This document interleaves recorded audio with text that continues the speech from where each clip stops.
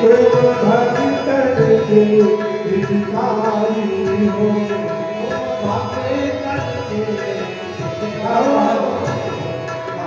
जन्म मरण के मेरे जन्म मरण के मेरे गुरुदेव सबरिया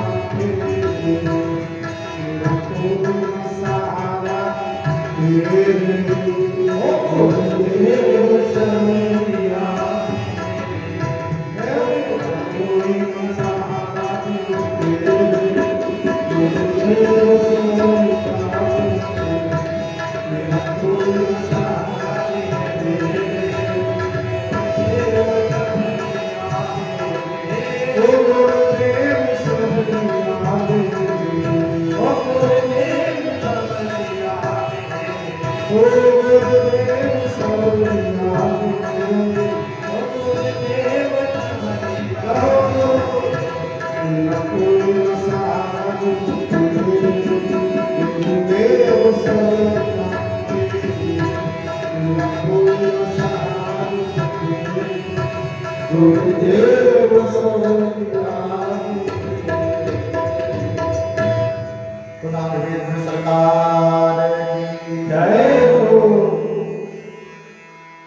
इसलिए कहते हैं जीवन में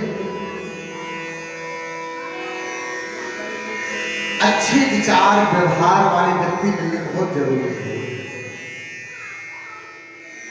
बाबा ने लिखा है साधु चरित शुभ चरित कपाशु निरस विशद गुणमय फल जासु। साधुओं का स्वभाव होता है, संतों का स्वभाव होता है, अच्छे आचरण करने वाले का स्वभाव होता है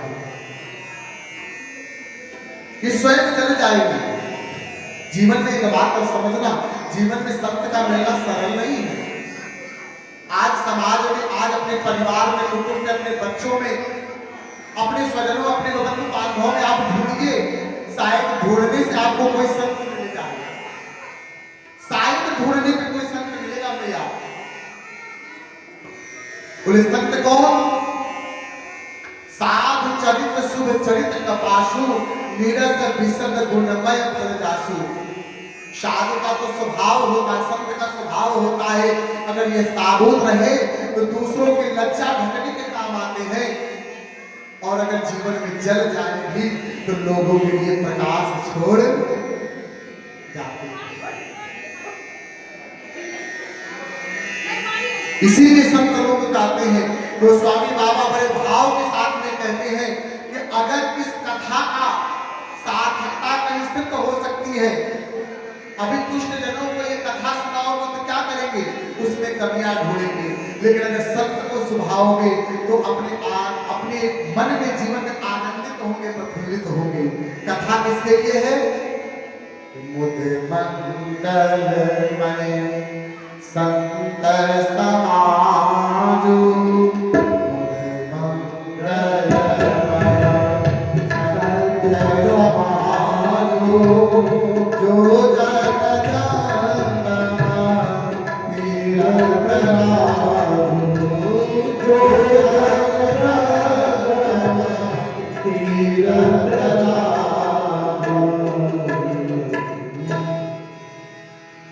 सत्य अपने आप में कैसे है, कैसा स्वभाव होता है इनका? तीर्थराज के समान होता है। जिनके मन में ही पवित्रता हो भैया, जिनके विचारों में ही पवित्रता हो, भाव में पवित्रता हो। अच्छा, पवित्रता आती कहां से? किसी ने गोस्वामी बाबा यहाँ प्रश्न पूछा है कि प्रभु आप कहते हैं सत्य का स्वभाव बड़ा पवित्र होता है, तो होता कैसे? जो अच्छा संत है कौन? बोले जो अपने जीवन में किसी का भी बुरा नहीं चाहता है, किसी का अहित नहीं चाहता है। खुद का हित हो जाए कोई बात नहीं, हमारा नुकसान हो जाए कोई बात नहीं, लेकिन हमारे वजह से किसी और का नुकसान होना नहीं चाहिए। संत इसलिए महान होता है भैया, होते हैं भैया। लिखा है कि जो संत होते हैं भगवान के चार रूप से भगवान के सेवक होते हैं। पहले रूप का मान, भगवान का जहाँ मंदिर है देवालय वहां जाके रोज दर्शन करना है उनको। जो प्रभु के पावन मंगलमय स्वरूप का दर्शन करते हैं, उस स्वरूप का दर्शन करने से उनका शरीर, उनका जीवन मंगलमय हो जाता है। फिर और दूसरा गुण क्या है उनके अंदर में? सत्य की लीला। रोज नित्य भगवान की लीलाओं का रसोपान करते हैं, लीलाओं को सुनते हैं, लीलाओं को देखते हैं। और संसार में लोग जो भटक रहे हैं, जो विलग हो रहे हैं, प्रभु की महिमा को जान करके, उनके स्वरूप को जान करके प्रसन्न होते हैं कि देखो नाथ, जब मैं भी इसी माया के चक्कर में पड़ा था तो मैं भी ऐसे ही रो रहा था। हे नाथ, आज आपकी कृपा हुई, जब इससे मैं मुक्त हो गया, आज दुनिया रो रही है और मैं हंस रहा हूं। इसलिए भैया सत्य इसलिए भी पूजनीय है क्योंकि वह भगवान की लीला का हमेशा रसोपान करते रहते हैं। तीसरा कारण क्या है सत्य का? गुण। ये हमेशा इनके मुख से कभी किसी का अवगुण नहीं सुनोगे। हमेशा अगर सुनोगे तो क्या इस संत के लक्षण भी है भैया, याद रखना इस बात को। जो आज अपने आप को चार चंदन लगा करके और हाथ में झोली माला लेकर के अपने आप को संत समझते महाराज, उनके लिए है। जो लोग इस संसार के व्यसन में फंसे उनके लिए है महाराज। जिनको लगता है कि मैं सबसे बड़ा संत हो गया, उनके लिए महाराज। गुण जीवन में जो हमेशा प्रभु के गुणगान को सुनते हैं और गुणगान को करते हैं, इसलिए गुणगान गाने वाला व्यक्ति भी संत के ही समान माना जाता है, वो संत स्वरूप हो जाता है। और जो नित्य निरंतर भगवान के चरणों का ध्यान करता है वो भी संत के समान है। इसलिए जीवन में जब संत की कृपा हो जाए तो कहते क्या होगा जब संत की कृपा होगी? भजन फल पीत काला, भजन फल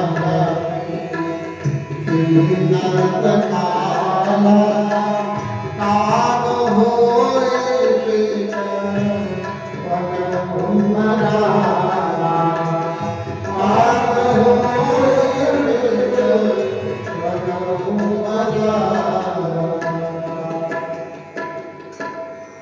सबसे पहली बात है भैया, जब संत की संगति आएगी आपके जीवन में, जब गुरु की कृपा आती है आपके जीवन में, काग होय बिक बगौ मरा।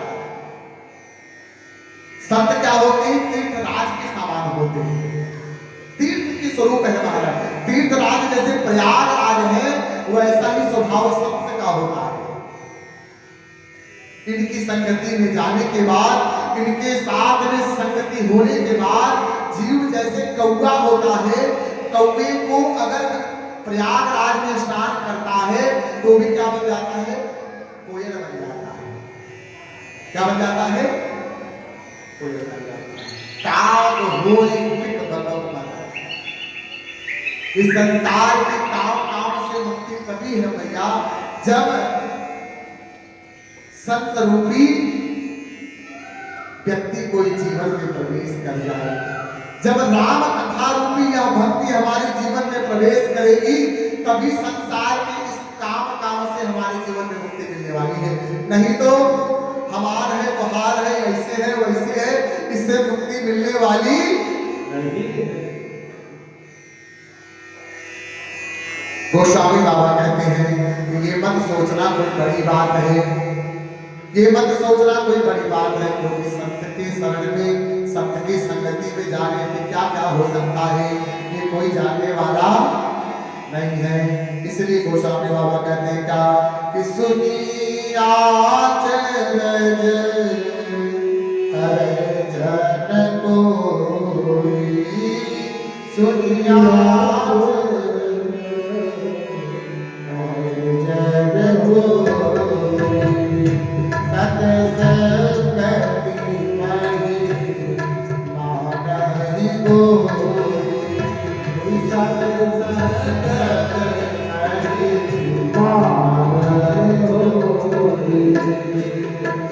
बालकी करा रद घट जोगी बालकी करा रद घट जोगी निज निज मुखन निज होनी निज निज मुखन कहे निज होनी। ये संतों के जीवन में जिन्होंने जाना है, वाल्मीकि जी कहते हैं मैंने अपने जीवन में जब इस संगति का असर समझा तो हमारे जीवन में परिवर्तन आया। कैसे परिवर्तन आया? मैं तो डाकू था। क्या था मैं? डाकू। लेकिन संत जब हमारे जीवन में प्रवेश किए, जब नारद जी हमारे मन में आए और कहने लगे कि बताओ तो ये आप पाप कर रहे हो, जो पाप से धन इकट्ठा कर रहे हो, ये बताओ कि ये जो धन लेकर के जा रहे हो, इस धन के क्या आपके भागी आपके परिवार और बच्चे बनेंगे? अच्छा एक बात बताओ, वाल्मीकि जी तो फिर भी समझ में आ गया, वाल्मीकि जी को तो समझ में आ गया। उनके परिवार बच्चों ने बोला कि आपके पाप का भागी मैं नहीं बनूंगा।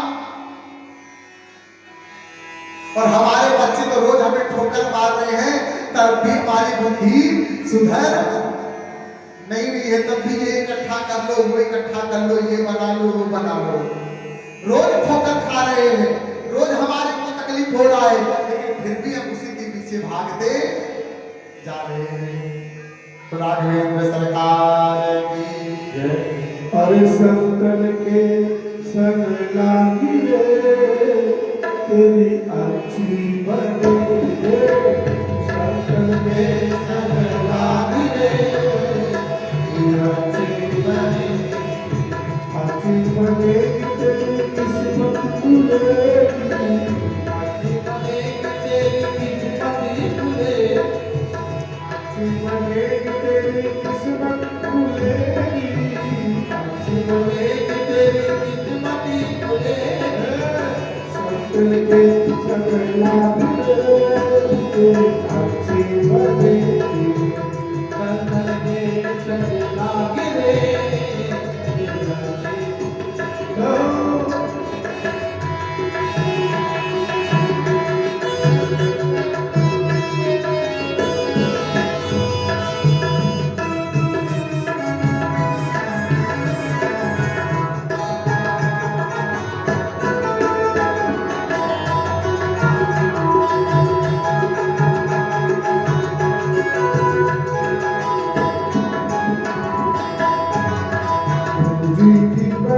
प्रहलाद की बन गई, पूरी बन गई प्रहलाद की बन गई, की बन गई प्रहलाद की बन गई, पूरी बन गई प्रहलाद की बन गई।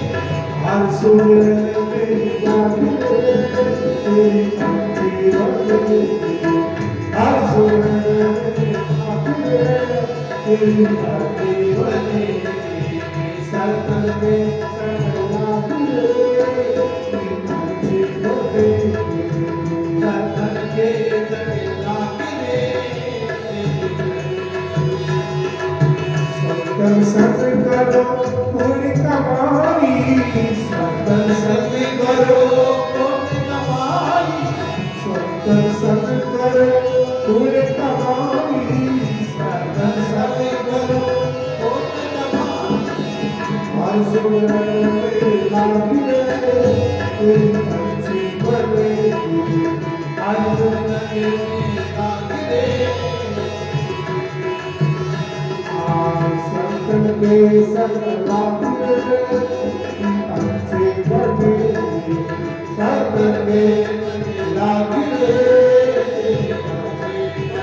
तेरी अच्छी बनेगी, अच्छी बनेगी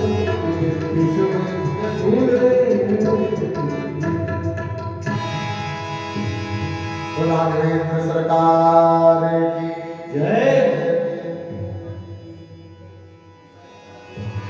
अच्छा एक बात है, जो संत है तो हमेशा सुख देते ही देते हैं महाराज, और कई लोग ऐसे मिल जाते हैं महाराज, हाँ जिनके मिलने से भी बड़ा, जिनका स्वभाव ही ऐसा होता है महाराज की कितना भी आप समझा लो लेकिन उनकी समझ में आने वाला नहीं।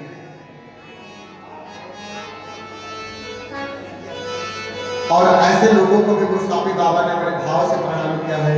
कहा है कि बचन बज सदा पियारा, बचन बज सदा पियारा, सहस नयन दोष निहारा, सहस नयन दोष निहारा, बचनय बज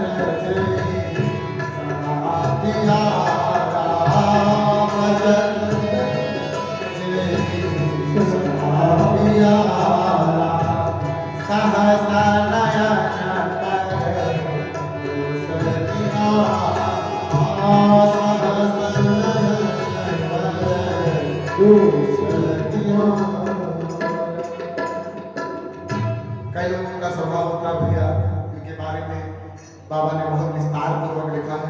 मैं तो इतना ही कहूंगा कि जिनको कड़वा वचन ही दी है और जो हमेशा दूसरों की बुराई हजारों आंखों से देखते हैं, कम से कम देख करके हमारे अंदर की कमियों को तो बता देते हैं, और जो कम से कम ये भी कार्य कर रहे हैं उनको भी हमारा कथा में गोस्वामी बाबा कहते हैं उनको मेरा कोटि कोटि प्रणाम है। संतों के बारे में गाते हुए और उनके बारे में कहते हैं। अच्छा, दोनों में बड़ा एक विशेषता है। अच्छे लोग के लिए तो उनकी भी एक विशेषता है और बुरे लोग के लिए तो उनकी भी एक विशेषता है। क्या विशेषता है? कि बिछुरत एक प्राण हरि ले, बिछुरत एक प्राण हरि ले, मिलत एक दुख मारुत दे, मिलत एक दुख मारुत दे।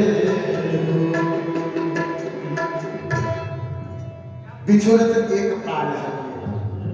अभी संत लोग अच्छे विचार के लिए इतनी शान से आए आप लोग कथा सुनने के लिए। आप लोग जाते हैं तो ऐसा लगता है कि आप ना जाए कथा में बैठे और आप लोगों के लिए क्या क्या कर दें। अच्छा, जिनका स्वभाव पवित्र हो, विचार पवित्र हो, जो कथा में लोग जुड़े आए, जिनके मन में भाव हो कि भगवान की कथा हो, तो मन भी कहता है कि इसको क्या देखूं, इसके लिए क्या व्यवस्था कर दिया जाए। हाँ, लेकिन दूसरी तरफ क्या है? मिलत एक दुख दारुण देव। एक जीवन में जब मिलता है ना, जब आ जाता है ऐसा लगता भैया कितनी जल्दी जाए, है कि नहीं? कई लोग आते हैं घर में जो बुराई करने के लिए आ जाते हैं तो मन होता है कितनी जल्दी जाए भैया, लेकिन वो जाने को भी तैयार नहीं होता है। बोलना पड़ेगा हर हर। अच्छे लोग आ जाए जीवन में तो ये मन में होता है कि जाए नहीं, और जब बुरे लोग आ जाते हैं तो मन में होता है कितनी जल्दी चले जाए, और जो जाते नहीं है।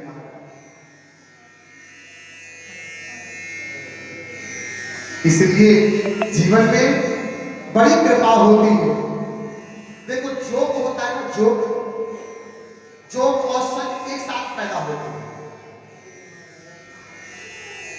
जोक और सच एक साथ पैदा होते हैं। वही सच पूजा में उपयोग किया जाता है ना जी। और दूसरा क्या होता है, उसमें से जोक निकलता है तो दूसरों का खून चूसता है, उसका काम है क्या? चूसना। अच्छा, जिसकी प्रवृत्ति, जिसके विचारों में दूसरों का चूसना लिखा हो, दूसरों से खींचना लिखा हो, तो ये समझ लेना महाराज ये संत नहीं हो सकता है महाराज। अब संत और असंत का जब भेद किया है गोस्वामी बाबा ने, तो यही समझ आया है जो आपसे। अच्छा, एक बात बताओ, जब आप कथा में आते हैं आपको कथा में दिया जाता है कि आपसे लिया जाता है? बताइए। प्रयास किया जाता है, दिया जाता है। अब आपकी इच्छा जो है आप दे दो, आपकी इच्छा है महाराज, लेकिन लिया लेने का प्रयास नहीं किया जाता है, सिर्फ देने का किया जाता है। है कि नहीं? लेकिन क्या किया जाए, आजकल जो हमें चूस रहे हैं, जो संसार के लोग हमें चूस रहे हैं, उन्हीं के बीच में हम भी अपने आप को चुसवा रहे हैं महाराज बैठ करके। उन्हीं के बीच में हम भी पड़े हुए हैं महाराज। और जहां हमें कुछ मिलना है वहां पे हम जाने को तैयार नहीं है। राघवेंद्र सरकार की जय। जय जय सीताराम। गोस्वामी बाबा ने बड़े भाव से लिखा है कि भलो भलाई पै लहई लहई निचाई सुधा सराहई अमरता ललल सराहई।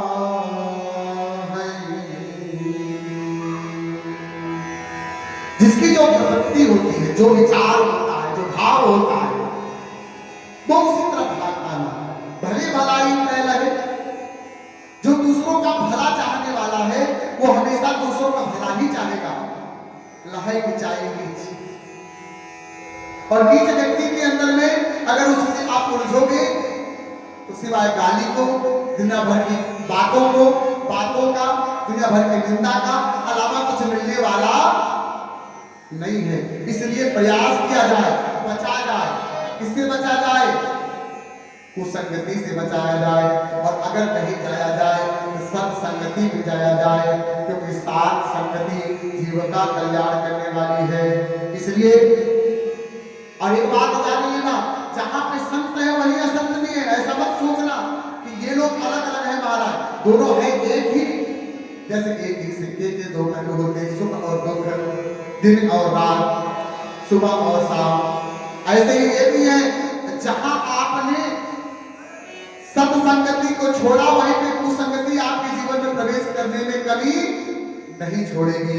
इसलिए बाबा ने लिखा है कि दुख सुख पाप पुण्य दिन राति, दुख सुख पाप पुण्य दिन राति, साधु असाधु सुजात कुजाति, साधु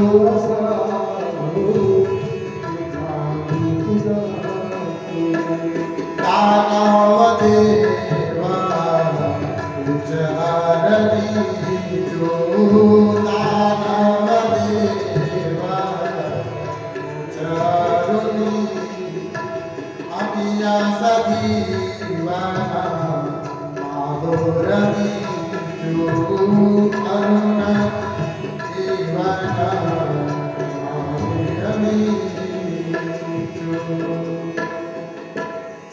इसलिए इन विषयों को जानते हुए, समझते हुए जीवन में प्रयास किया जाए। कुसंगति से, ऐसे लोग, ऐसे विचार, ऐसे व्यवहार लोग से बचा जाए, क्योंकि इनसे उलझने से किसी का भला होने वाला नहीं है। और सबकी संगति में जाने के बाद आपका भला होने से कोई रोक सकता नहीं है।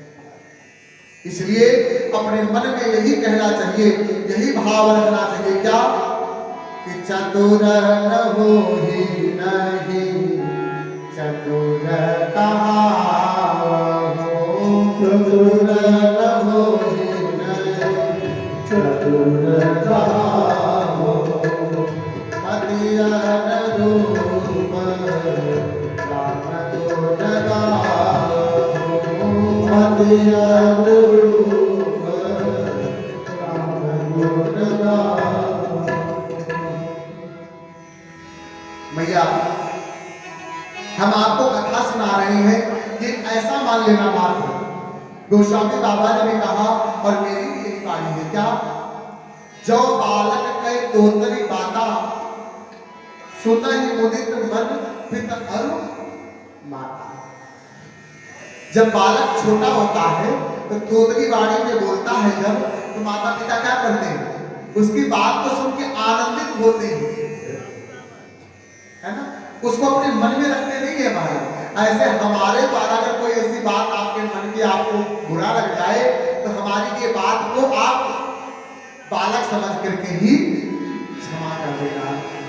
तो राघवेंद्र सरकार की जय।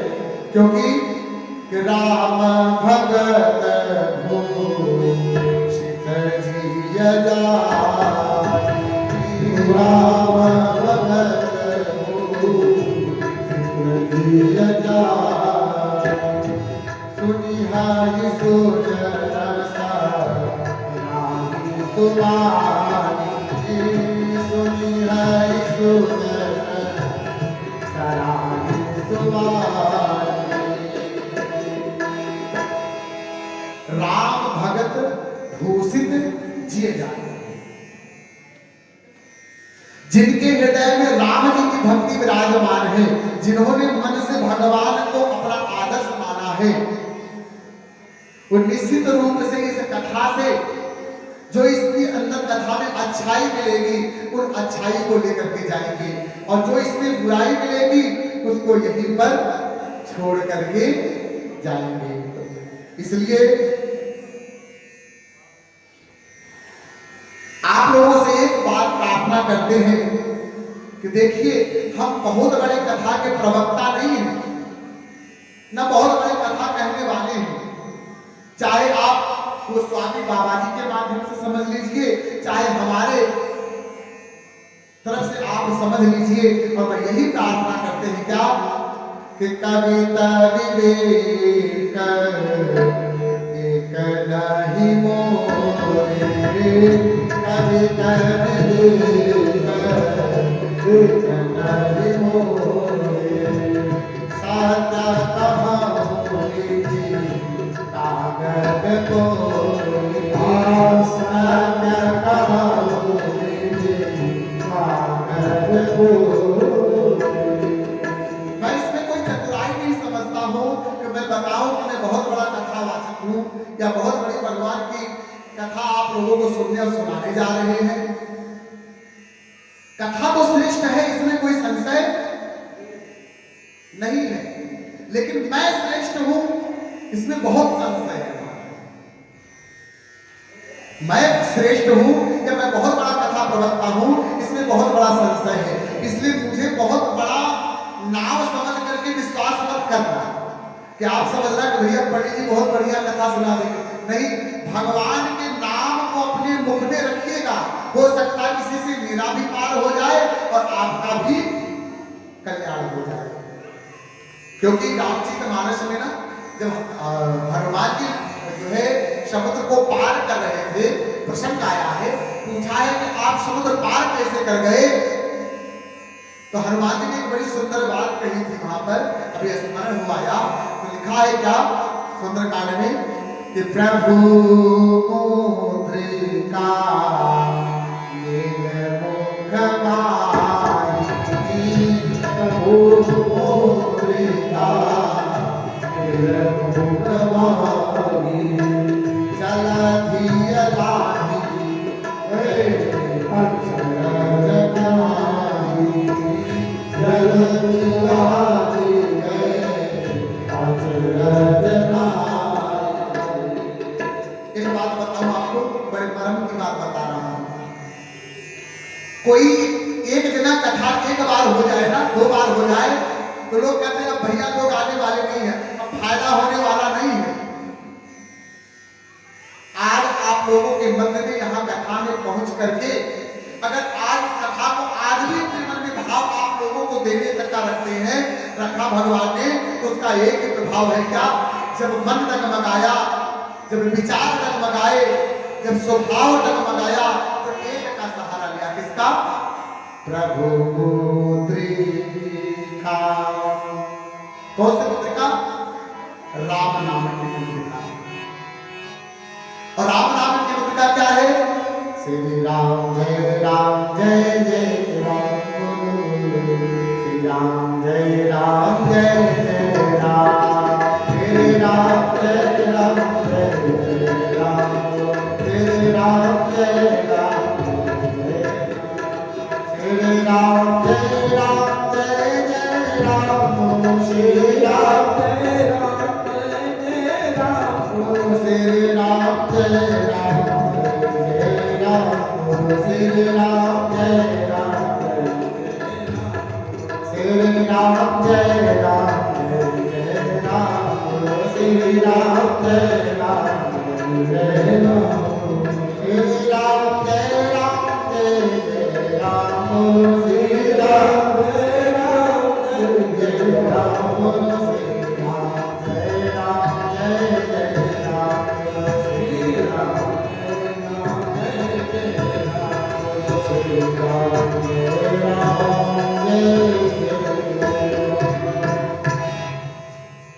इस प्रकार से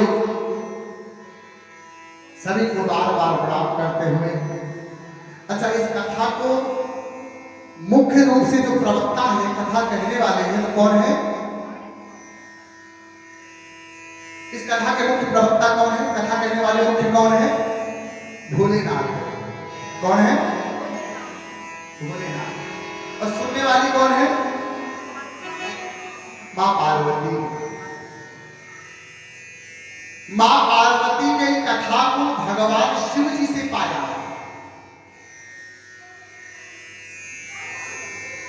इसलिए इस कथा में प्रवेश करने से पहले भैया बार बार हम लोग किसको बना रहे हैं?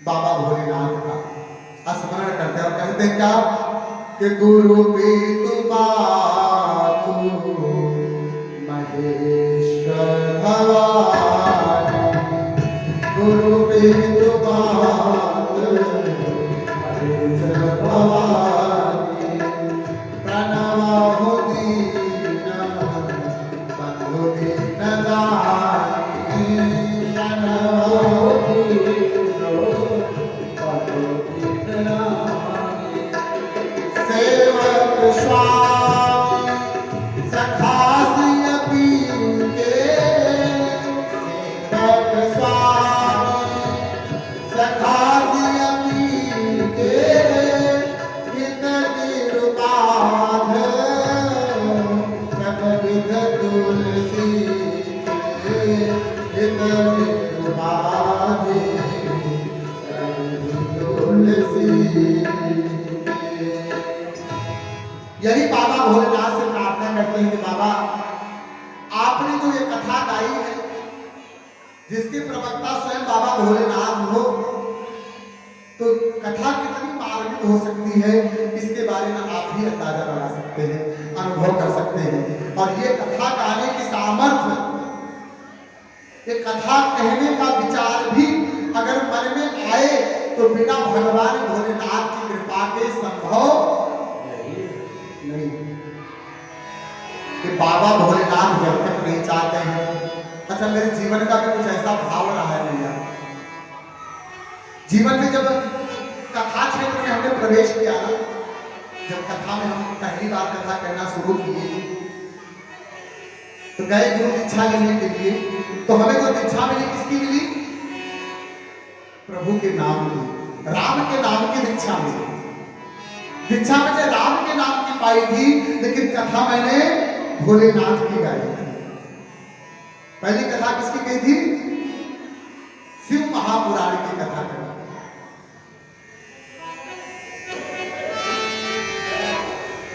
बाबा भोलेनाथ की महिमा गाई। अच्छा, बाबा की ऐसी कृपा हुई कि 2, 4, 5 जितना उन्होंने चाहा अपनी कथा करवाई, और करवा रहे हैं महाराज। जहां इच्छा कहते हो अपनी कथा करवा लेते हैं। लेकिन इस बार बाबा ने हमारे मन में ना जाने कहां से भाव डाला कि तू मेरी कथा तो कई बार गा चुका, लेकिन मेरी इष्ट की कथा तूने नहीं गाई। तो भोलेनाथ के इष्ट कौन है? रघुनाथ जी। हमने कहा बाबा, अच्छा एक बात और है। क्या बात है? अन्य कथाएं जब हम अध्ययन कर रहे थे तो लग रहा था, उसको अध्ययन किया तो सरल लग रहा था हमारा, लेकिन जब रामायण रामचरितमानस की कथा का हमने अध्ययन करना प्रारंभ किया भैया, तो लगा बड़ा कठिन है। अभी आपको बताऊं, आपके सामने बैठ के इतनी देर से बोल तो रहा हूं, लेकिन विश्वास नहीं हो रहा है कि मैं बोल भी पा रहा हूं आपके सामने, मैं कथा कह भी पा रहा हूं, ये भी मुझे विश्वास नहीं। क्यों? कथा कहने से पहले हमने भैया, हमारे बड़े संगीता के पांडे जी हैं, उसे बोला कि महाराज अन्य कथाओं में तो बड़ा विचार बन जाता है, प्रसंग बन जाता है, और प्रसंगों को लेकर के हम बातों को बता देते हैं, लेकिन रामायण की कथा में जब गानी है तो वहां पे बड़ा दुर्गम लग रहा है। अभी तो प्रथम दिवस है महाराज, तो प्रथम दिवस पे गोस्वामी बाबा ने सभी से विनय भी किया है। कल की कथा में आप लोग श्रवण करेंगे शिव पार्वती संवाद, सती चरित्र, और कल भगवान शिव पार्वती का विवाह महोत्सव रहेगा। दूसरे दिन में शिव पार्वती का विवाह महोत्सव गाया जाता है।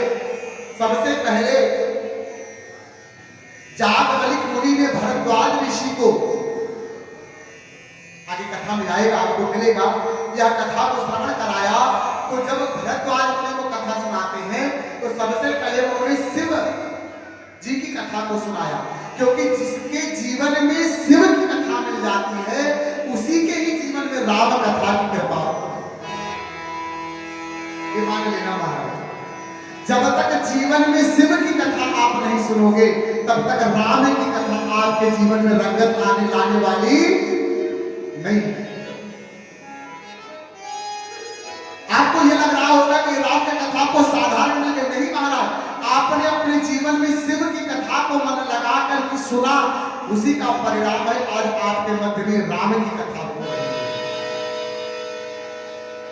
जब तक भोलेनाथ की कृपा नहीं होती है तब तक राम जी की कृपा होने वाली नहीं है। पढ़ना पड़ेगा हर हर महादेव। इसलिए कहते हैं कि सो उमेश मोहि परयन गोला, सो उमेश मोहि परयन गोला, करहि कथा मंगल मूला, करहि कथा मंगल मूला। आज एक बात भगवान से कहते हैं भोलेनाथ से, हे भोलेनाथ, अगर मैंने मन कर्म वचन से आपकी कथा को निस्वार्थ भाव से गाया है, इतनी कृपा कर देना नाथ कि राम कथा कहने के लिए बैठे हैं, इस कथा को कहते हुए लाज ना जाए, क्योंकि हंसी उड़ई है लोग सब बांट न लई है कोई, क्योंकि कथा कह तो रहे महाराज, लेकिन कथा में थोड़ी सी भी कमी आ जाएगी तो लोग कहेंगे अरे भैया बड़का कथा कहने बैठे थे, देखो पता लग गई है कि नहीं। कथा में लोग बुराई ढूंढ लेंगे। बाबा से भोलेनाथ से एक प्रार्थना की, हे भोलेनाथ, अभी जब घर से निकले ना बाहर तो सबसे पहले रघुनाथ को नहीं पकड़े, किसको पकड़े? पहले भोलेनाथ को पकड़े महाराज। हमने कहा पहले आपको पकड़ के ले चलेंगे, रघुनाथ तो अपने आप ही मिल जाएंगे। बोलना पड़ेगा हर हर महादेव। जब तक भगवान शिव को नहीं पकड़ेंगे तब तक रघुनाथ मिलने वाले। अच्छा, शिव को पकड़ने का मतलब क्या है कि शिव के अंश ही कौन है? हनुमान जी है। कौन है? हनुमान जी। उनकी भी कथा बड़ी सुंदर आपको अभी श्रवण करने को मिलेगा।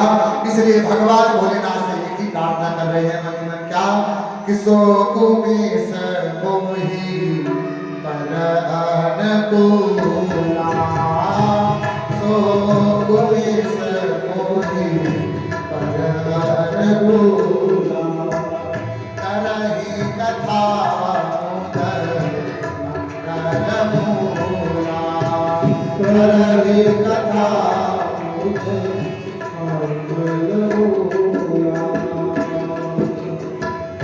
हरि राम चरण अनुरागी, हरि राम चरण अनुरागी, कलिमल रहित सुमंगल भागी, कलिमल रहित सुमंगल भागी।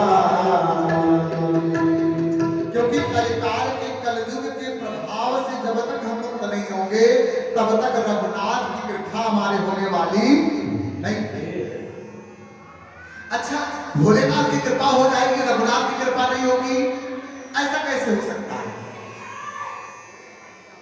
जानते हो नहीं जानते हो? आप समझिएगा, बहुत बारीकी से आपको समझा रहा हूं कथा की मार्मिकता समझिएगा हमारी बात से। भोलेनाथ कहते हैं कि तेरे अंदर गुण और अवगुण होगा, दोनों को मैं स्वीकार कर लूंगा। तेरे अंदर में अच्छाई और बुराई होगी, दोनों को स्वीकार कर लूंगा। लेकिन मेरे रघुनाथ कहते हैं मैं बुराई को स्वीकार करता नहीं हूं। जब तक शिव की कथा सुन करके तू निर्मल नहीं हो जाएगा, पवित्र नहीं हो जाएगा, तब तक तुझे मेरी कथा मिलने वाली, क्योंकि रघुनाथ की कथा के लिए सिर्फ अच्छाई चाहिए। जब तक आप दूसरों के अंदर में दोष देखते रहोगे तब तक आपको रघुनाथ की कथा मिलने वाली नहीं है। जान लो महाराज, आज तक छूट था कथाओं में, क्या छूट था? तो भाई आप अच्छे आए तो सही, बुरे आए तो सही, लेकिन रघुनाथ की कृपा तो तभी मिलेगी जब आप यहाँ अच्छे भाव बना करके आओगे, अच्छे विचार बना के आओगे, तभी आपको रघुनाथ की कथा मिलने वाली है। नहीं तो महाराज आप कितना भी आप कर लो, ये कथा मिलने वाली नहीं है। बोला पड़ेगा हर हर महादेव। गोस्वामी बाबा कहते हैं, सपने हो साच हो मोहि पर, जो हर गौरी पसा।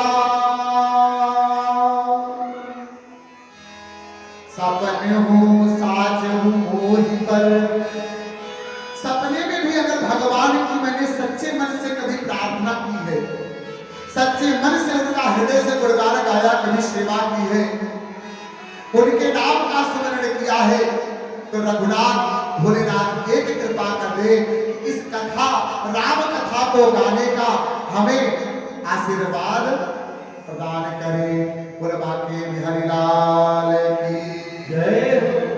इसलिए कहते हैं यहीं से भगवान के कथा का भाव प्रारंभ हो रहा है कि जय जय राम कथा, जय श्री राम कथा, जय जय राम कथा, जय श्री राम कथा, जय जय राम कथा, जय श्री राम कथा, जय जय राम कथा, जय श्री राम कथा। जिसे श्रवण कर मिट जाती है, जिसे श्रवण कर मिट जाती है, जन्म जन्म की व्यथा हो जाए। जय जय राम कथा, ओके जय राम कथा, जय जय राम कथा, जय राम कथा, जय जय राम कथा, जय राम कथा, जय जय राम कथा। आज भैया एक चरित्र का हम आपको स्मरण करा के भेजेंगे। आप लोगों ने दुनिया भर की बातें श्रवण किया हुई है, लेकिन एक चरित्र मैं आपको सुनाऊंगा जिनके माध्यम से रामचरितमानस का गान हुआ है। वो कौन है? गोस्वामी तुलसीदास। आज गोस्वामी तुलसीदास जी की थोड़ी सी मैं जीवनी आपको सुनाऊंगा, उनके बारे में सुनाऊंगा, उनके बारे में मैं आपको बताऊंगा। जिनके जीवन में राम कथा आई तो कैसे आई? कोई साधारण व्यक्ति तो होकर ही जिसने रामायण लिख दिया हो, रामचरितमानस जिसने लिखा होगा, कोई साधारण व्यक्ति तो होगा नहीं। हो सकता है मामू? नहीं होगा ना? आइए उनके बारे में सुनिए, बहुत सुंदर कथा है, और इस कथा को ले जाना अपने घर में अपने परिवार बच्चों को भी जरूर सुनाना, याद करके जाना इस कथा को। मैया ये कथा प्रारंभ होती है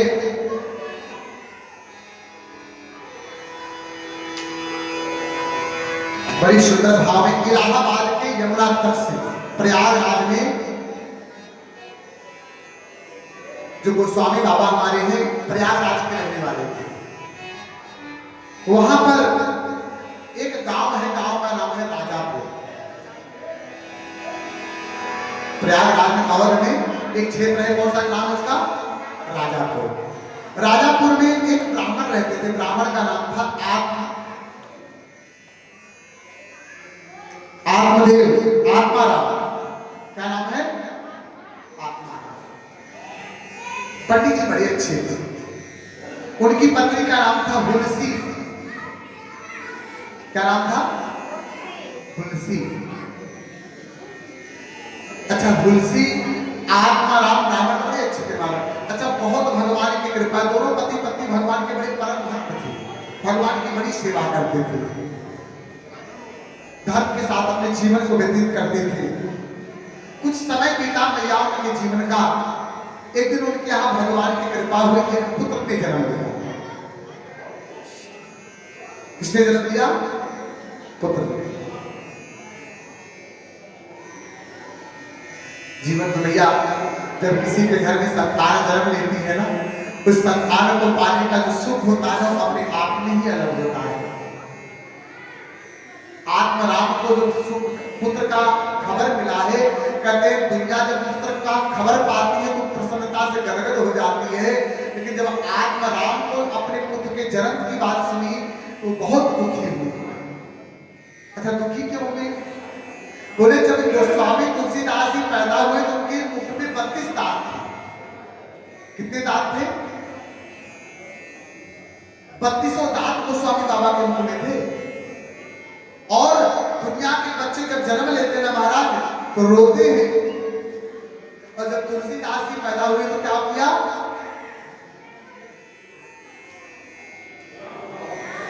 जय श्री राम, जय जय श्री राम, जय श्री राम, जय जय श्री राम, जय श्री राम, जय जय श्री राम, जय श्री राम, जय जय श्री राम, जय श्री राम, जय जय श्री राम, जय श्री राम, जय जय श्री राम, जय श्री राम, जय श्री राम, जय जय श्री राम, जय श्री राम, जय जय श्री राम, जय श्री राम, जय जय श्री राम, जय श्री राम, जय जय श्री राम। पैदा होते उन्होंने क्या बोला? राम। क्या बोला? एक बालक पैदा होते रोता है, और एक बालक पैदा हुआ तो क्या बोला? राम। गांव वालों ने मान लिया भैया, अरे आत्मराम के यहाँ तो ऐसा बालक जन्म लिया, 32 दांत है भैया, ये तो ज्यादा दिन चलने वाला नहीं है। और ऐसा बालक पैदा है तो घर में अनहोनी जरूर होगी, कोई अनहोनी होने वाली है। आत्मराम ब्राह्मण ने कहा कि जितना जल्दी हो सके, गांव वालों ने कहा जितना जल्दी हो सके को घर के बाहर निकाल दो। सब लोगों ने यही सलाह दिया कि बालक बहुत अशुभ है, बालक को निकाल के घर से फेंको।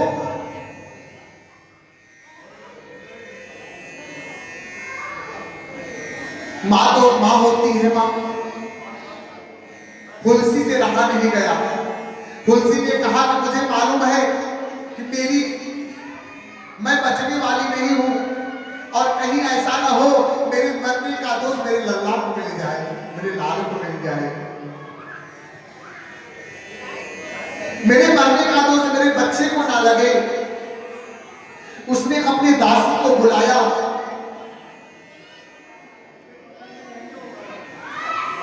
और बालक को बुला करके अपनी दासी का नाम था चुनिया। क्या नाम था?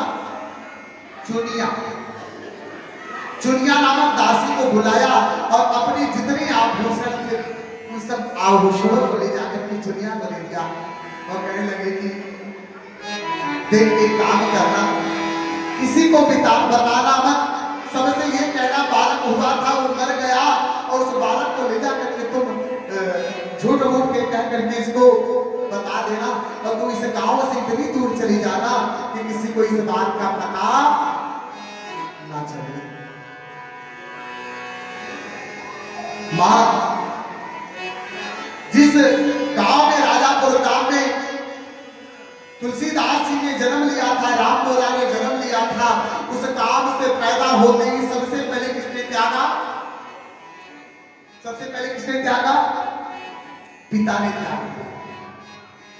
क्योंकि पिता को ये मालूम चल गया ये बालक अशुभ नहीं है, और जब उनकी पत्नी मर गई तो ऐसा लगा कि जैसे उस बालक को देखना ही नहीं चाहता। पिता ने त्यागा और मां ने भी त्याग दिया। मां भी चली गई, बालक अभी पैदा ही हुआ, मात्र अभी 3 ही दिन का है महाराज। 3 दिन के बालक की मां भी चली गई और पिता ने भी त्याग तुलसीदासी लेकर के दूसरे गांव में गई, नगर में गई। वहां पर उस बच्चे का लालन और पालन करने लग गई। अभी मैया थोड़ा ही समय बीता था, अभी थोड़ा ही समय गया था। जो दासी लेकर के तुलसीदासी को गई थी, वो दासी भी मर गई। सोचिए ना, एक संत का जीवन कितना कठिन होता है। पहले पिता ने क्या कहा, फिर मां का व्यवसाय हो गया। अब जो दासी लेकर के गई थी उनका लालन पालन करने के लिए, वो दासी भी मर गई।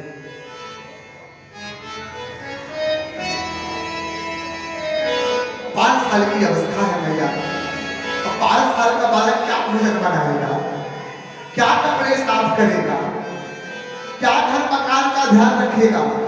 अरे जिसके 5 साल का बालक एक अकेला हो और जिसके आगे पीछे कोई ना हो, और सोचो ना भैया उसके जीवन में कितनी बड़ी विपदा होगी, कितनी बड़ी कठिनाई होगी, कितनी बड़ी दुर्घटना होगी।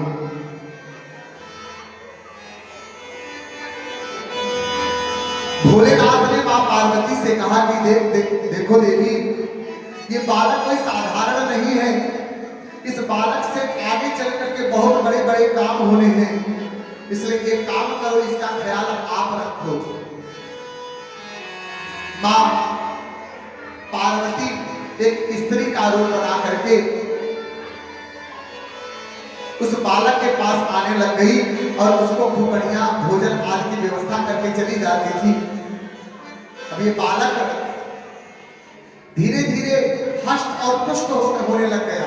तो गांव वालों ने सोचा कि नन्हा सा बालक, न इसको बनाना आता है, न कुछ खाना आता है, ये आखिर इसको भोजन मिलता कहां से, देता कौन है।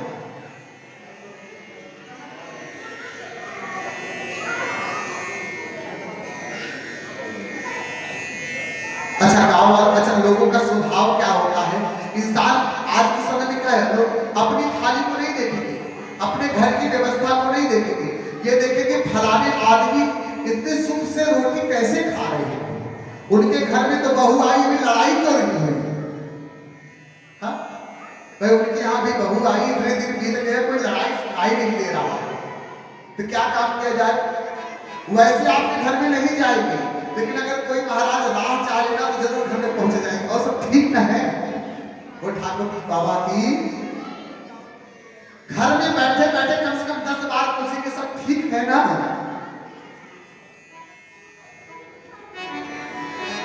जब तक आप अपने मुंह से एक बार कह ना दो, क्या बताएं भैया, हमारे बड़ी परिवार बच्चे बड़े नालायक हैं, तब तक उनकी आत्मा को जैसे ठंडक ही नहीं मिलती महाराज, क्या बताएं, ठीक है ना। और बाकी जय लाल की।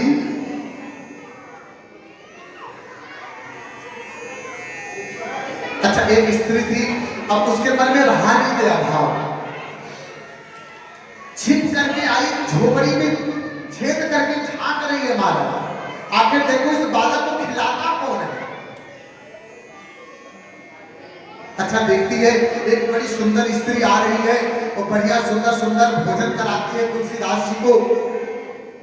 अच्छा उसको लग गया कि एक स्त्री कोई साधारण तो है नहीं जो आ रही है, वो गांव की स्त्री क्या है, मां गौरा का पैर पकड़ के लटक गई। हे बहनी हम और खोल के देगा, और बाकी गहरे रहा लगी, कोई सहायता करने वाला नहीं है, बल्कि अगर कोई मिल जाएगा महाराज, अगर कोई ऐसा दिख जावे तो उससे मांगने के लिए। और अब तक तो भैया मां पार्वती जी आती थी, लेकिन जब से उस स्त्री को ये पता चल गया कि गौरा जी स्वयं आती है, तो गौरा जी भी आना बंद हो गई, क्योंकि अब तो मालूम चल गया कि भाई कैसे करेंगे।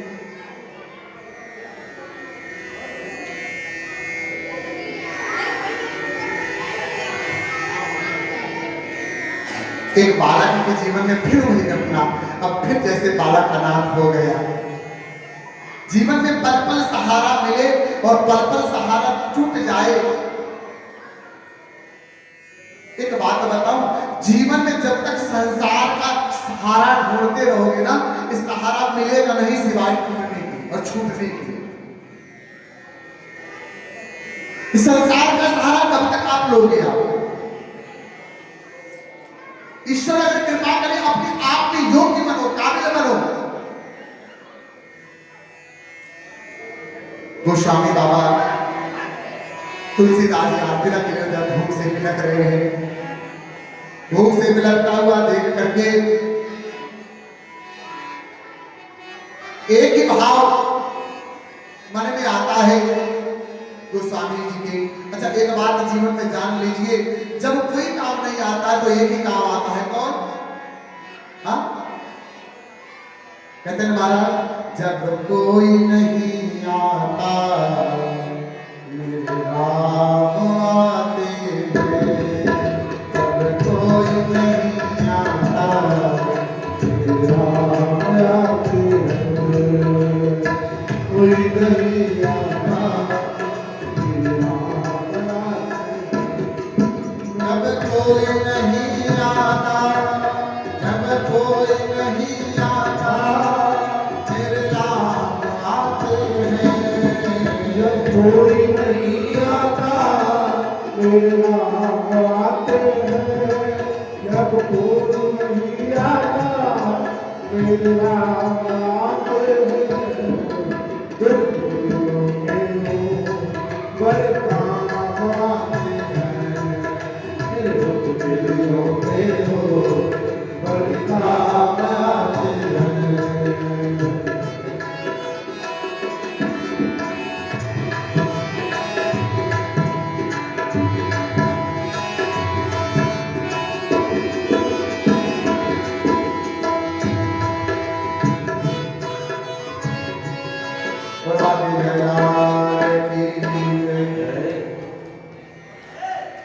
राम को, जिस राम को अपना काम करवाना है उसको तो व्यवस्था बनानी है।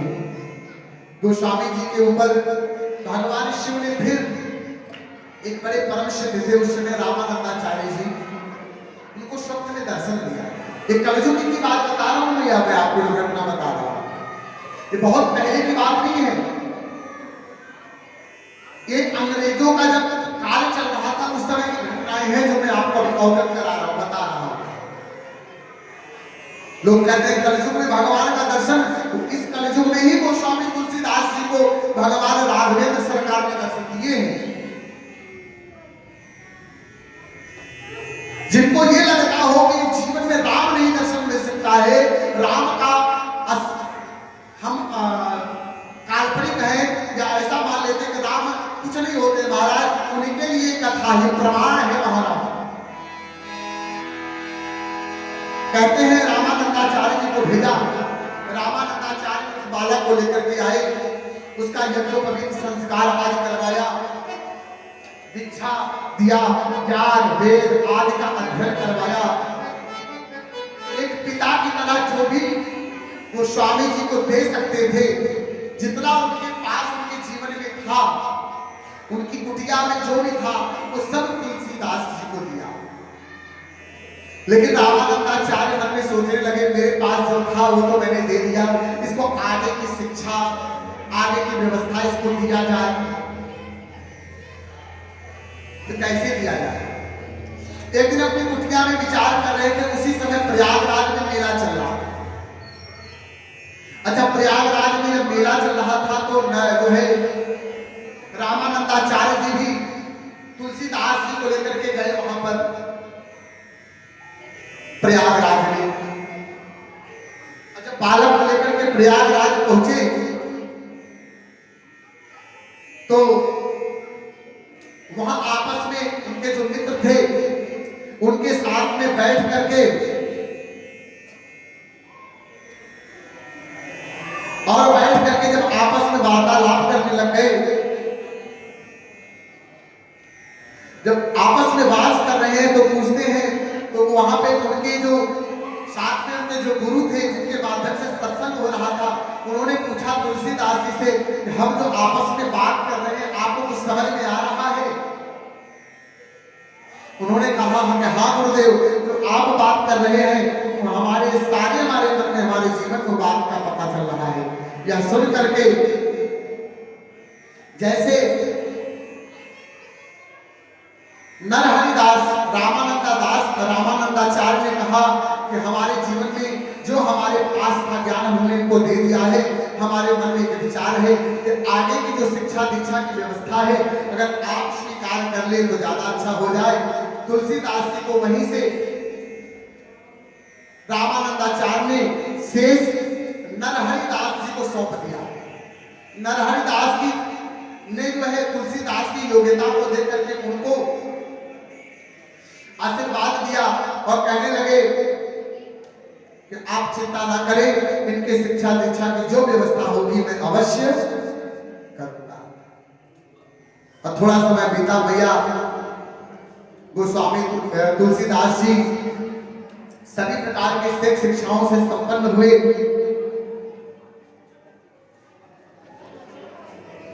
लेकिन जीवन में कहते हैं कि जब इनकी शिक्षा दीक्षा पूर्ण हुई तो वापस आए हैं।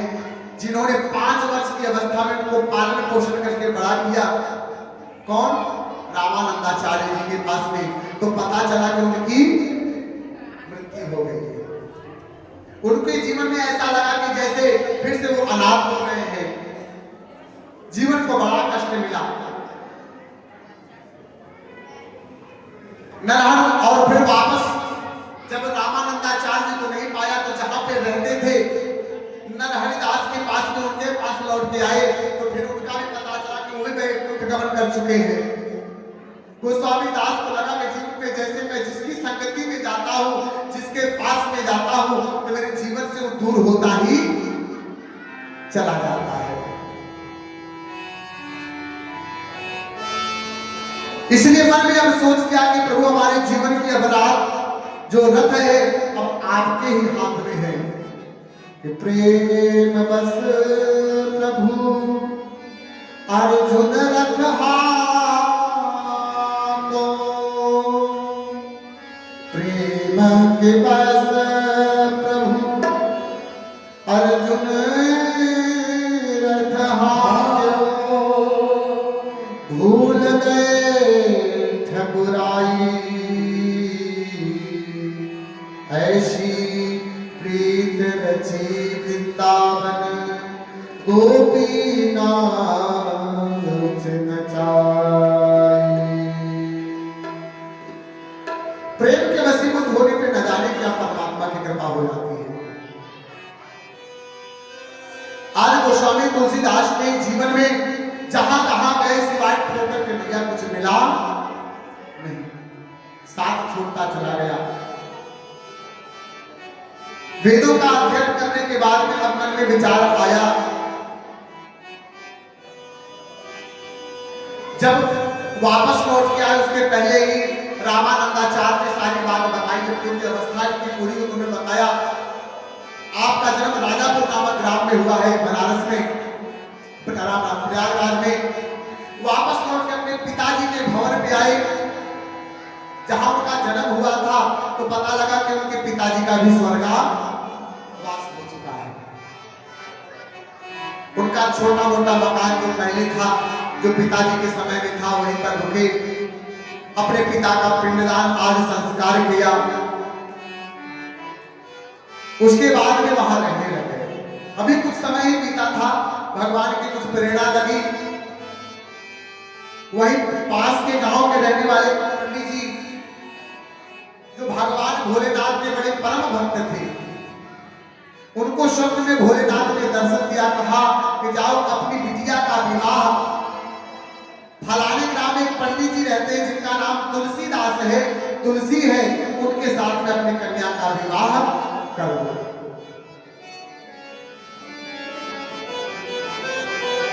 अब विवाह के लिए वो महाराज आए, तुलसीदास जी के पास आग्रह करने लगे, हमें तो भगवान शिव की ऐसी प्रेरणा लगी है कि आपके साथ हम अपनी कन्या का विवाह करेंगे।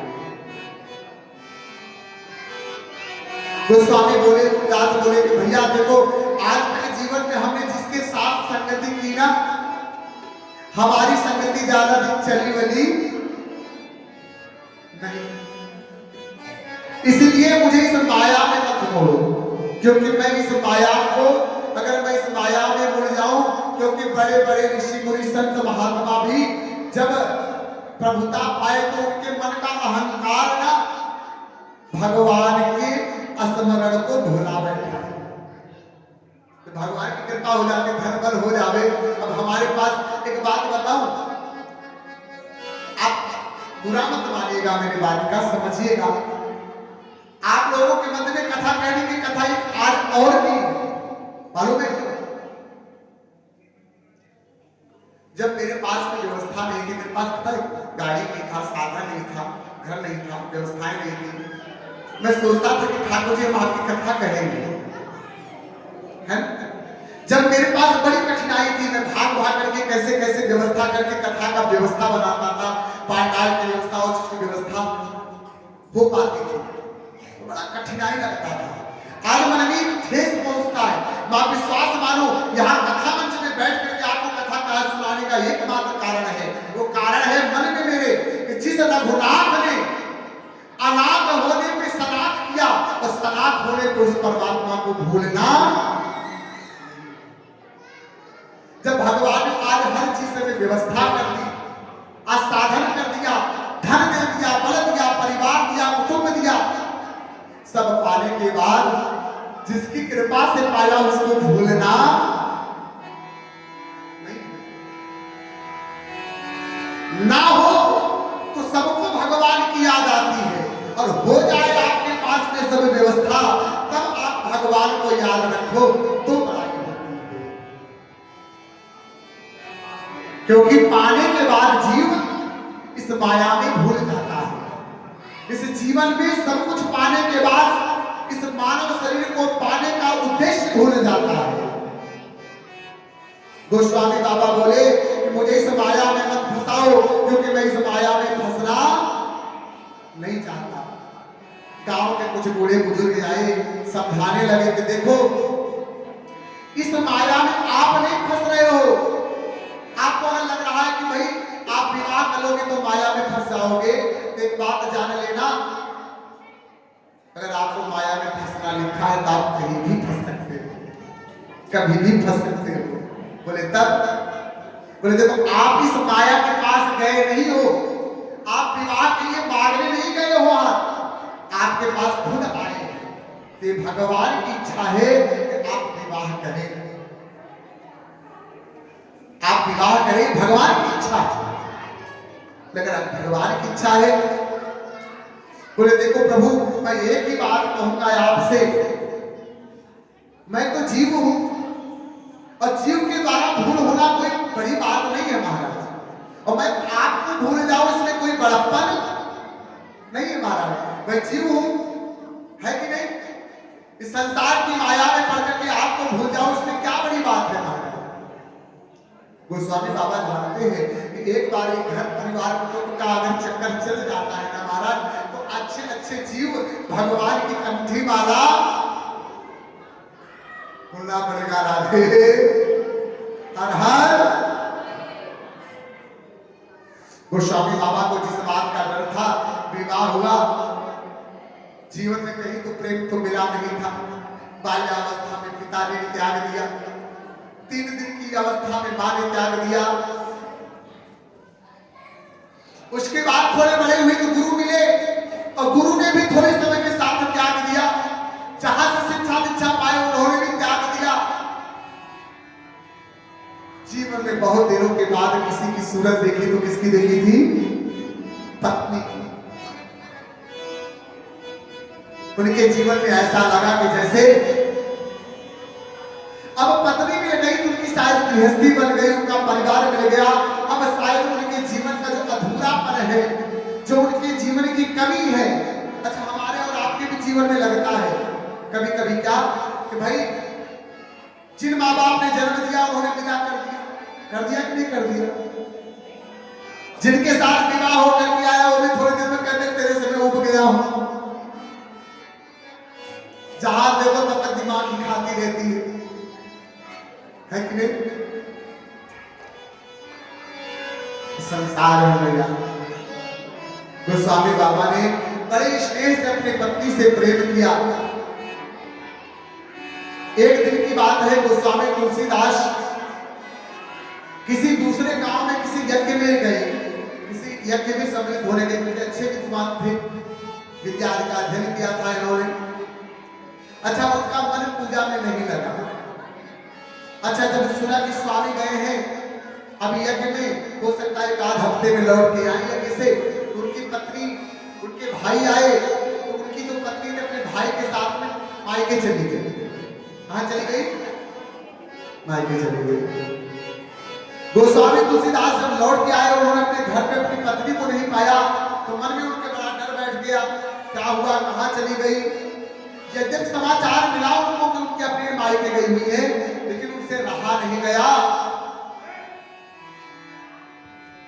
वो अपने पत्नी को ढूंढते हुए उनके ससुराल पहुंच गए। कहते उस समय गंगा की लहरें बड़ी तीव्र हो रही थी। कई लोगों का ऐसा भी मत है कि नाव नहीं मिली रात में, तो एक शव वहां जा रहा था, अर्थी बही जा रही थी, उस अर्थी पे बैठ करके ही गोस्वामी गंगा जी को पार कर गए। घर में कुंडी खटखटाई तो घर पहले बड़े बड़े होते थे, कच्चे मकान होते थे, बारिश की आवाज थी, सुनाई नहीं पड़ा। कहते सर्प लटक रहा था, सर्प को पकड़ करके महाराज घर में कूद पड़े।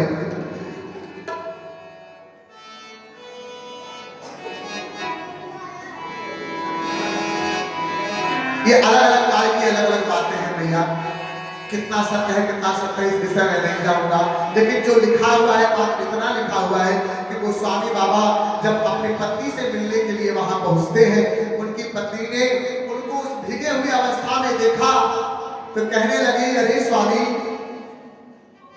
आपके मन में ऐसा क्या भाव आ गया, इस हाड़ मास के शरीर में आपने ऐसा क्या देख लिया।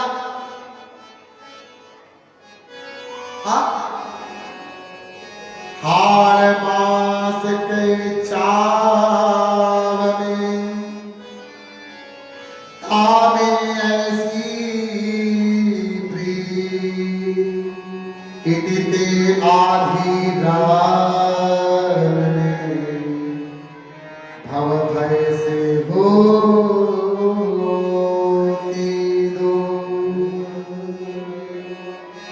हाड़ मास के शरीर से आपने इतना प्रेम कर लिया कि इसके लिए आपने गंगा जी को पार करते हुए यहाँ तक पहुंच आए।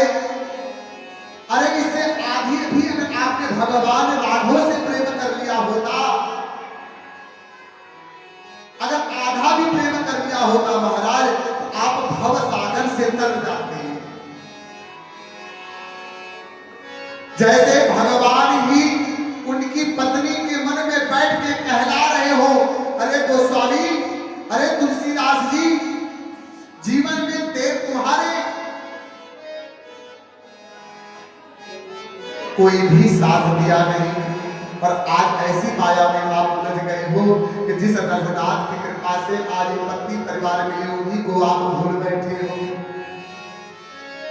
गोस्वामी बाबा के मन में जैसे संन्यास की वह बाण ऐसे हृदय को लगे, मां ऐसे हृदय को लगे बंधुओं, उन्होंने उसी समय से विचार कर लिया, अरे मैं कहां भटक गया था। वास्तव में आए थे हरि भजन को रटने लगे कपाट, ओटने लगे कपाट, आए थे किस काम के लिए और करने लगे क्या। गोस्वामी बाबा मन ही मन बड़े दुखी हुए और वहां से लौट करके मैया आए हैं, मानो शब्द की बात उनके हृदय के उर को सार कर दिए हो। और मैं तो एक बात कहूंगा आप सबसे, हम सबसे, अपने आप से भी मैं कहूंगा, क्या कहूंगा, जब तक इस संसार के लोग हमें ताना नहीं मारेंगे ना, तुमने मेरे लिए जिंदगी में किया क्या, जब तक इनका ताना नहीं हमारे जीवन में लगने वाला है, तब तक राम की कृपा होने वाली नहीं। ये जब तक घर वाले घर से निकाल करके धक्का मार के नहीं कहेंगे जाओ अब हमें तुम्हारी जरूरत नहीं है, तब तक हम उनको छोड़ने वाले नहीं। माया में भुलाइल बालक तुमता छोड़ के जाए पाया भुलाए बात होता हो मौका छोड़ के जाए पाया भुलाए बात होता हो मौका छोड़ के जाए सगरी स्वार्थ खातिर मन गाँव होता हो सगरी स्वार्थ खातिर मन गाँव होता हो होता छोड़ के जाए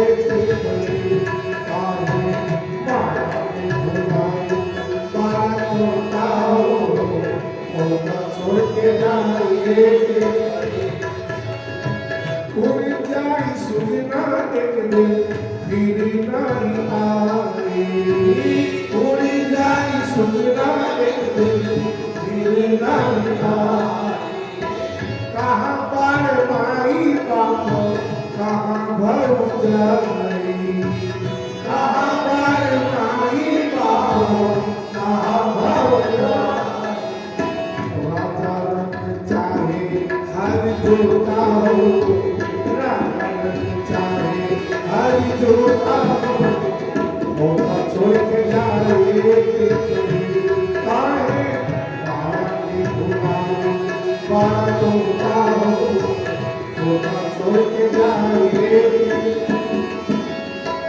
लाखी करोड़ चाहे कितनों कमैया लाखी करोड़ चाहे कितनों कमैया खाला खियाला नाथ काले गईया खाला खियाला नाथ काले गईया कथवा कराला नाथ काले गईया कथवा कराला नाथ काले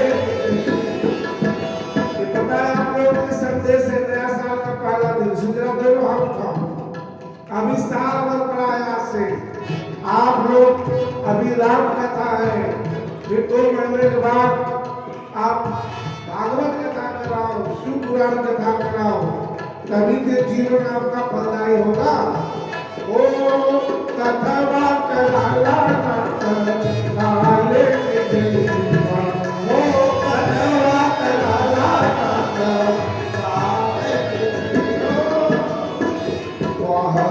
छुट्टी जाए रब गोटा हो छुट्टी जाए रब गोटा हो गोटा छुट्टी जाए काहे बाबा भुलाए बात होता हो गोटा छुट्टी जाए भुलाए बात होता हो सगरी स्वार्थ खातिर मन पाप होता हो सगरी स्वार्थ खातिर मन पाप होता हो होता छोड़ के जाए भुलाए बालक होता हो होता छोड़ के जाए होता छोड़ के जाए होता छोड़ के जाए समझ में आई ना जय जय सीताराम।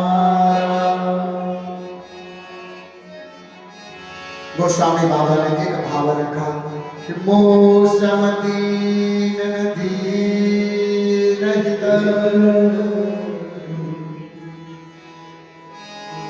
तुम समान रघुवीर अस विचार रघुवंश मणि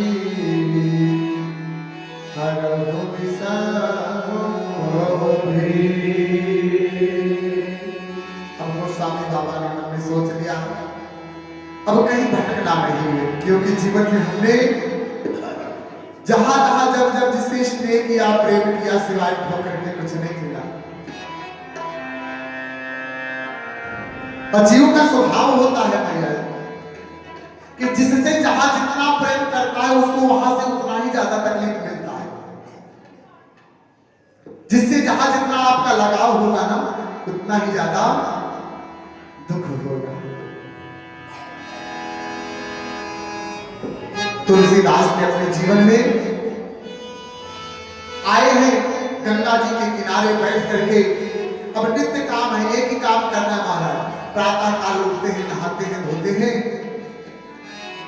भगवान का पूजन करते हैं और संध्या काल में एक स्थान चुन लिया गंगा जी का, वही बैठ करके राम जी की कथा सुनाने लगते हैं।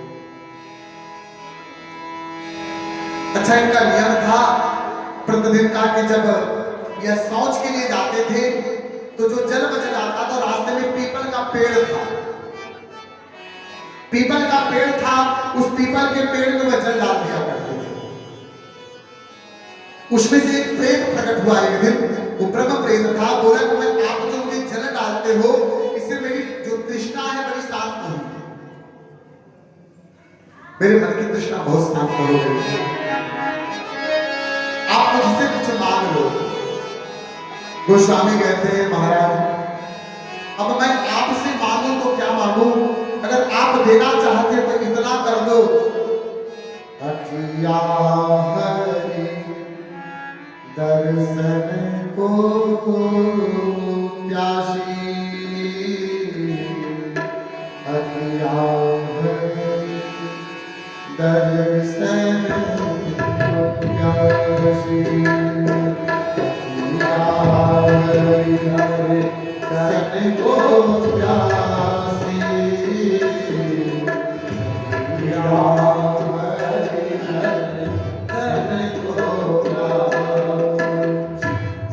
देखी चाहे कमल नयन को, देखी चाहे कमल नयन को, ओम श्री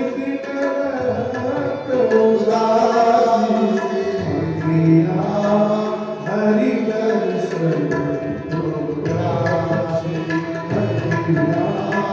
हरि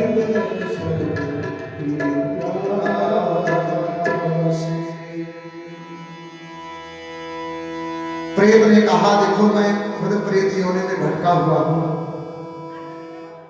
मैं भला आपको राम जी का दर्शन तो नहीं करा सकता हूं, लेकिन मैं साधन जरूर बता सकता हूं आपको। बोले क्या?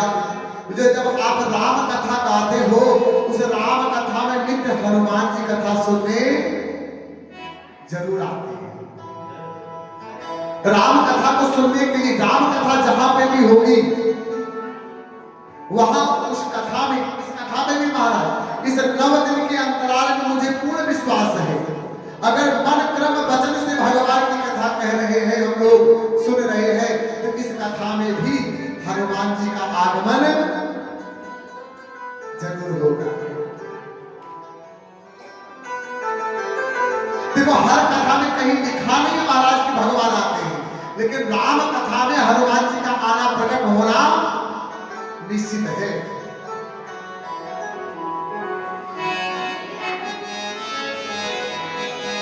इसलिए बड़े भाव के साथ में बताया है कि देखो, अगर आप दर्शन करना चाहते हो तो एक उपाय है बस। बोले क्या उपाय है?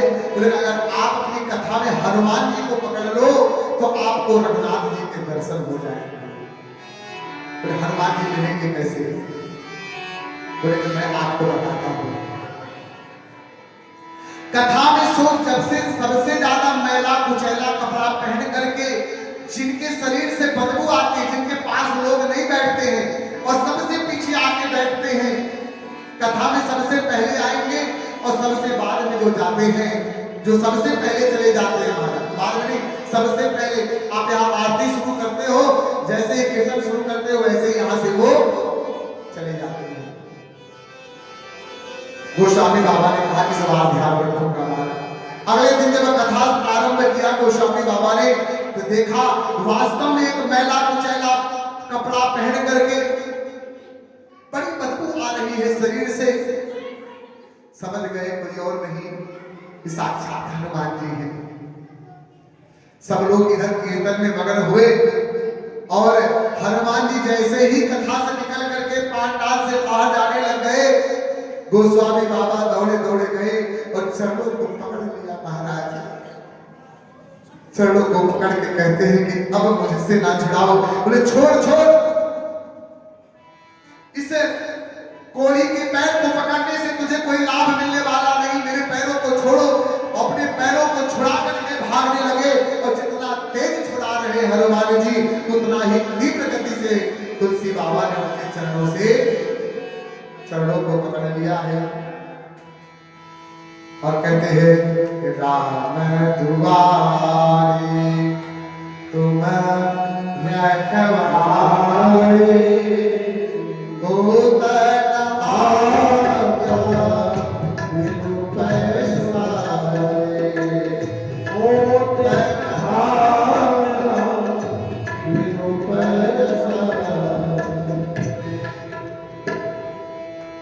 हनुमान जी ने जब देखा तो गोस्वामी बाबा को छोड़ने वाले नहीं हैं।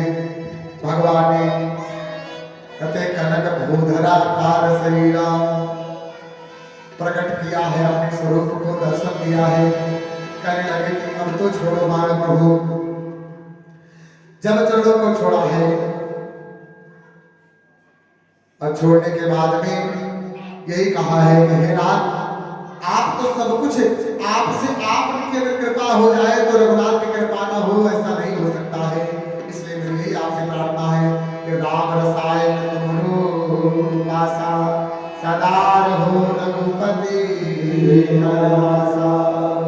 आगे समझाया है गोस्वामी बाबा ने तो जो है हनुमान जी ने चित्रकूट में आगे आपको कथा कर सुनाएंगे जो बची हुई है कथा तुलसीदास जी की। और अभी जैसे उनको दर्शन दिया है वैसे ही बड़े भाव के साथ में प्रसन्न होकर के कहते हैं कि जय जय राम कथा, जय श्री राम कथा, जय जय राम कथा, जय श्री राम कथा। और एक विश्वास रखना कि जैसे आप कथा में आए हो आज सुन रहे हो कथा को, अगर आप भी ऐसे विश्वास रखोगे गोस्वामी जी की तरह सिर्फ इसी कथा में आपको भी रघुनाथ के दर्शन एक दिन जरूर होंगे। और प्रेम से बोलना पड़ेगा उसमें क्या, जय जय राम कथा, जय जय राम कथा, जय जय राम कथा, जय जय राम कथा।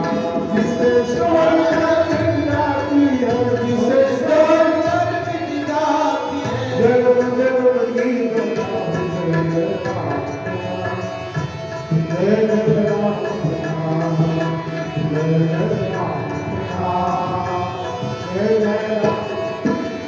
महामो महिषी सुविशाल राम कथा कालिका राम विशेष विशाल राम कथा कालिका राम कथा सस्ती विशाल जगत चकोर करहि सुनकर तू भी अमर होगा, सुनकर तू भी अमर होगा। श्री हनुमंत यथा जय जय राम, जय जय राम, जय राम। भैया कथा आज विलंब से शुरू हुई जिसके कारण से आप लोगों को कथा में बहुत विशेष तक नहीं ले गए। देखो राम की कथा 8 दिन की है। हम प्रयास करेंगे कल से समय का विशेष ध्यान रखते हुए 3 बजे कथा प्रारंभ हो जाएगी। चाहे यहाँ पे एक ही व्यक्ति क्यों ना हो कथा को शुरू कर दिया जाएगा। आप लोग अगर कथा का आनंद लेना चाहते हैं, कथा का आपके जीवन में कृपा हो भगवान राघव की, आप समय का ध्यान रख करके आए।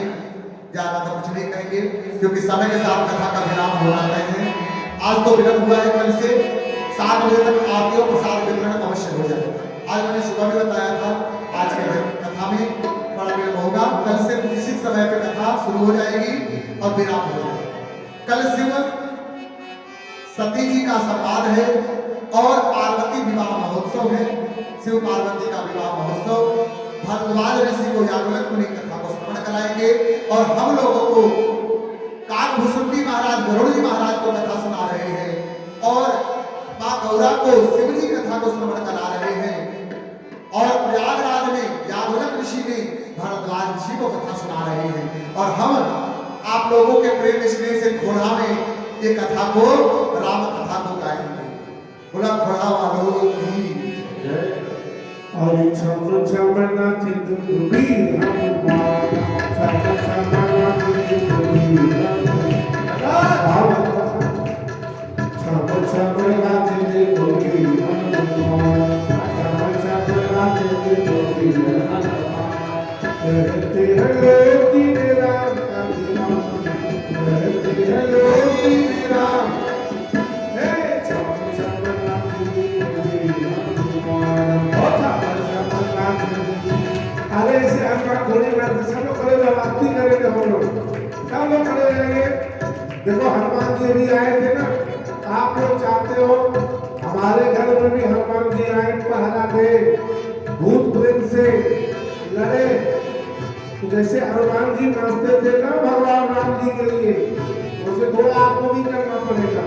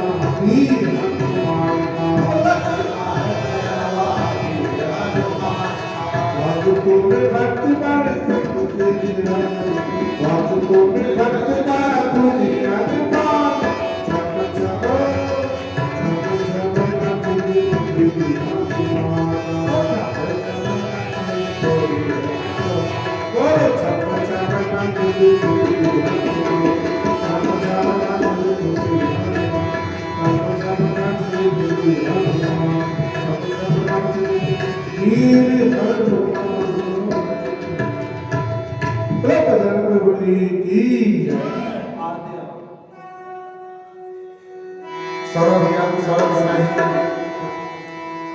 और भी हमारे अमरिंदर ठाकुर साहब अमरिंदर जी और हमारे जो भी है भैया आज ऊपर आ जाएंगे आरती के लिए। पांडे जी, अंकित जी, क्या है अमित पांडे जी, आ जाओगे आप लोग आरती के लिए, सब लोग सम्मिलित हो जाएंगे। अभय करवाल जी आए आरती के लिए।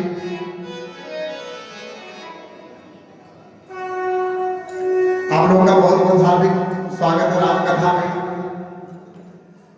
हमारे ठाकुर अमरिंदर सिंह जी ने बड़े भाव के साथ में कथा का व्यवस्था, बड़ा सहयोग और सबसे बड़ा सहयोग है आप लोगों का साथ में खड़ा रहना और आपका हार्दिक अभिनंदन है। कथा में राघव जी की बड़ी कृपानुकंपा है जो हमारे बीच में ये कृपा हुई है। मैंने आपको कथा में श्रवण कराया कि राम कथा के लिए शिव की कृपा बड़ी आवश्यक होती है।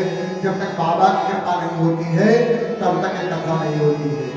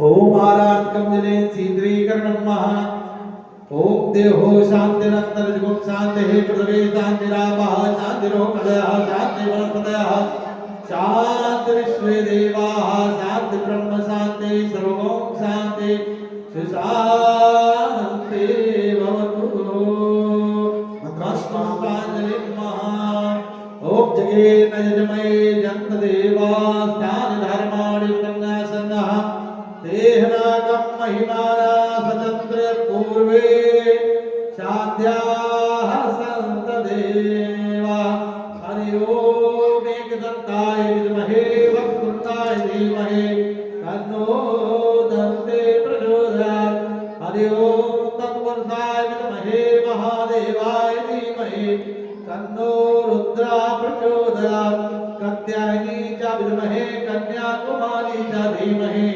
तन्नो दुर्गे प्रचोदयात् श्रीमन्तिका वकुल चंपट पाटलाब्जे पूर्णाग जाति करवीरफल पुष्पै पिल्लो प्रभाव तुलसी दलमंजरी त्वां पूजयाम जगदीशरमेश मीरा नारासुगन्ध पुष्पाणि यथा कालो भवानि च पुष्पांजलि प्रयागित्वा प्रेणाम परमेश्वरा मंत्र पुष्पांजलिं समर्पयामि।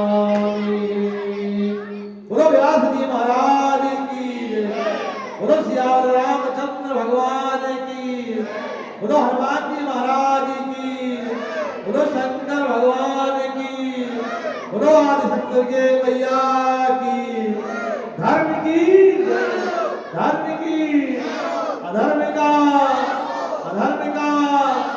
प्राणियों में विश्व का गौ माता की सत्य सनातन धर्म की नमः पार्वती पतये हर हर महादेव। काल हर दुख हर दारिद्र हर हर हर भैया अमरिंदर जी और अगर करवा लीजिए, अपने साथ व्यवस्था कराएं, प्रसाद यहाँ पे समझवा करवा दें।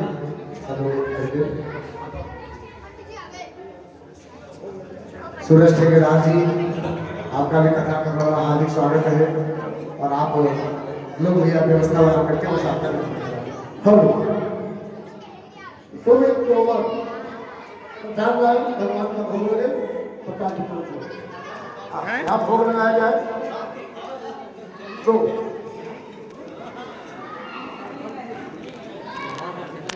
प्रकाश का भोग लगा के